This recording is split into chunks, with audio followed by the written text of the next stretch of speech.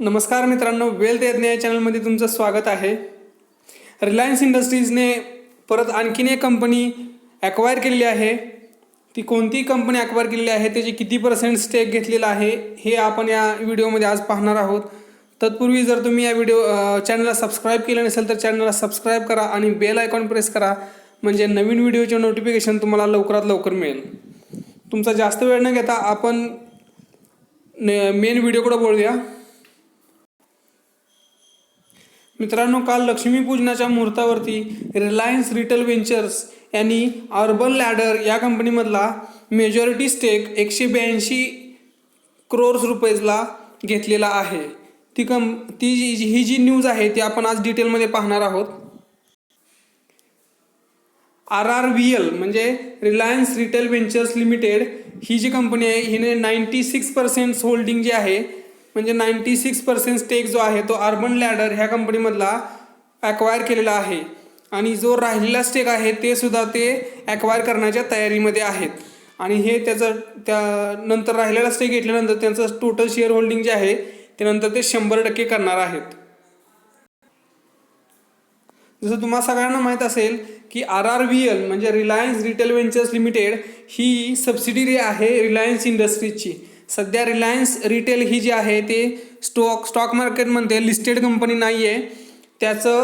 ही Reliance इंडस्ट्रीच्या अंडरच येते सध्या. आणि ही रिलायन्स रिटेल ही जी कंपनी आहे यांनी अर्बन लॅडर ही जी कंपनी आहे, ही अर्बन लॅडर कंपनी जी आहे ती फर्निचर स्टार्टअप आहे. अर्बन लॅडर आहे ते ऑनलाईन फर्निचरमध्ये काम करते. त्याचे 182 करोड्समध्ये त्याची 96% होल्डिंग जी आहे ही अर्बन लॅडरमधली रिलायन्स रिटेल यांनी घेतलेली आहे, ॲक्वायर केलेली आहे. आणि राहिलेले जे 75 करोड्स जे आहे ते डिसेंबर 2023 रिलायन्स रिटेल हे जे आहे ते नंतर त्या कंपनीमध्ये इन्व्हेस्ट करणार आहे 75 करोड्स. मित्रांनो, अर्बन लॅडर ही जी आहे हे एक डिजिटल प्लॅटफॉर्म, म्हणजे अर्बन लॅडर जे आहे ते ऑनलाईन फर्निचर प्रोव्हाइड करण्याचं काम करत होती. आणि हे चेन ऑफ रिटेल स्टोअर्स हे जे आहेत बऱ्याच सिटीजमध्ये आहेत अक्रॉस इंडिया. अर्बन लॅडर ही जी कंपनी आहे त्याची 2018 व्हॅल्यू 1200 करोड्स सांगण्यात आलेली होती, जी नंतर ड्रॉप झालेली होती. 2019 त्याची जी व्हॅल्यू होती 750 करोड्स एवढी दाखवण्यात आलेली होती. अर्बन लॅडरचा जर टर्नओव्हर जर पाहिला तर 2017 त्यांचा टर्नओव्हर होता तो 50 करोड्स होता. 2018 तो टर्नओव्हर वाढून 150 करोड झालेला होता. आणि 2019 434 कोटीचा टर्नओव्हर त्यांनी केलेला आहे. जर आपण त्याचा प्रॉफिट लॉस जर बघायचं म्हणलं तर 2017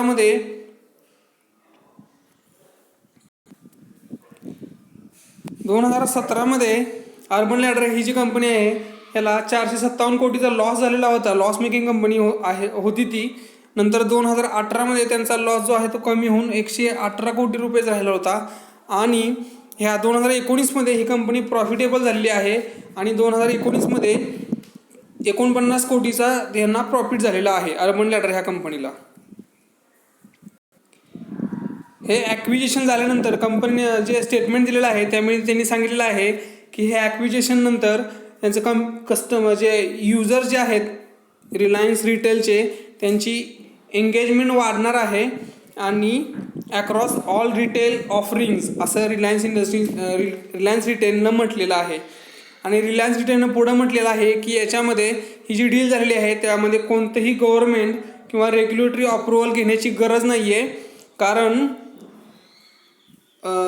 दिस investment does not fall within related party transaction and none of RIL's promoters companies interest. म्हणजे ह्यामध्ये कोणतंही गव्हर्नमेंटचं किंवा रेग्युलेटरी अप्रुव्हल घेण्याची गरज नाही आहे, कारण रिलायन्स इंडस्ट्रीचे जे प्रमोटर्स आहेत किंवा ग्रुप ऑफ कंपनीज जे आहेत त्याचा कोणताही इंटरेस्ट या ट्रान्झॅक्शनमध्ये नाही. त्यामुळे यांना कोणतंही अप्रुव्हल घेण्याची गरज नाही असं त्यांनी सांगितलेलं आहे त्यांच्या स्टेटमेंटमध्ये, जे त्यांनी BSEला दिलेलं आहे शनिवारी संध्याकाळी, म्हणजे लक्ष्मीपूजनाच्या दिवशी. आता अर्बन लॅडर ह्या बिझनेसमधून बाहेर निघाल्यानंतर हा जो ई-कॉमर्सचा बिझनेस जो आहे त्यामध्ये मेजरली वॉलमार्ट, नंतर ॲमेझॉन आणि रिलायन्स रिटेल हे एवढेच मेजर प्लेयर राहणार आहेत ई फर्निचरच्या बिझनेसमध्ये.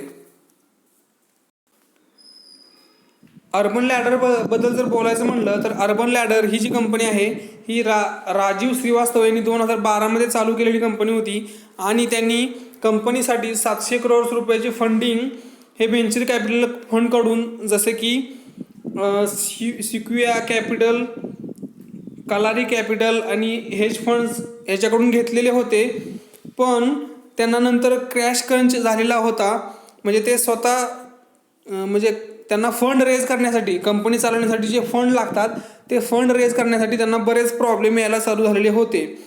आणि त्यांनी नंतर ह्या लास्ट नोव्हेंबरमध्ये 15 करोडचा त्यांनी फंड रेज केलेला आहे. पण ते जे फंड रेज करण्याची जी प्रक्रिया होती त्यामध्ये एक्झिस्टिंग इन्व्हेस्टर जे होते त्यांनी सुद्धा भाग घेतलेला नव्हता. एक्झिस्टिंग इन्व्हेस्टरनी भाग घेतलेला नव्हता, त्यामुळे त्यांना कॅश क्रंच म्हणजे कंपनी रन करण्यासाठी कॅश त्यांना कमी पडायला लागली. त्यामुळे त्यांनी कंपनी विकण्याची ही प्रोसेस चालू केलेली होती आणि त्यांनी ती कंपनी विकलेली आहे रिलायन्स रिटेलला. ठीक आहे मित्रांनो, या व्हिडिओमध्ये एवढंच. जर तुम्हाला हा व्हिडिओ आवडला असेल तर या व्हिडिओला लाईक करा आणि चॅनलला सबस्क्राईब करा आणि बेल आयकॉन प्रेस करायला विसरू नका, म्हणजे नवीन व्हिडिओचे नोटिफिकेशन तुम्हाला लवकरात लवकर मिळेल. तर पुन्हा भेटूया अशाच एका नव्या व्हिडिओसोबत. तोपर्यंत जय हिंद, जय महाराष्ट्र.